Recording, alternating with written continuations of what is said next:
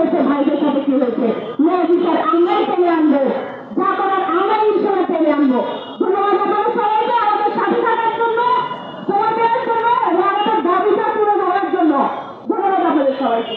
জি, অনুষ্ঠানের আজকে এখানে সমাপ্ত ঘোষণা করছি। আমাদের এই দাবি চলমান থাকবে প্রতি সপ্তাহে এবং আমরা জানাবো আপনাদেরকে আমাদের কি কার্যক্রম দিচ্ছে, কি কার্যক্রমে যারা গ্রহণ করছে, বাকি জানেন না তাদের জন্য। ধন্যবাদ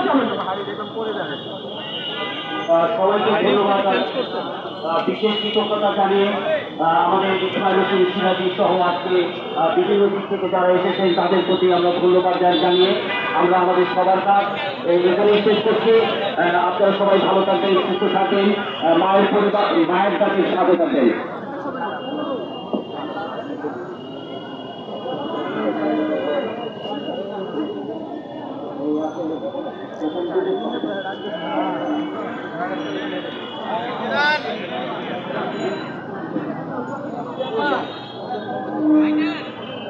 হ্যাঁ দাঁড়াও।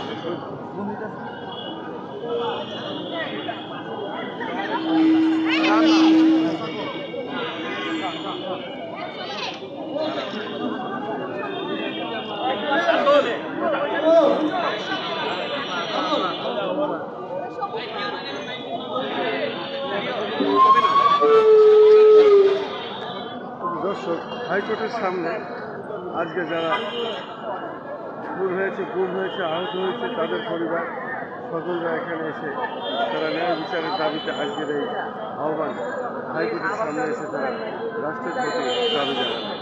আমি খন্দকার মাসুদুজ্জামান, আমি ধারাবাহিকভাবে তাদের এই কাজগুলো করে যাচ্ছি এবং দেখে যাচ্ছি।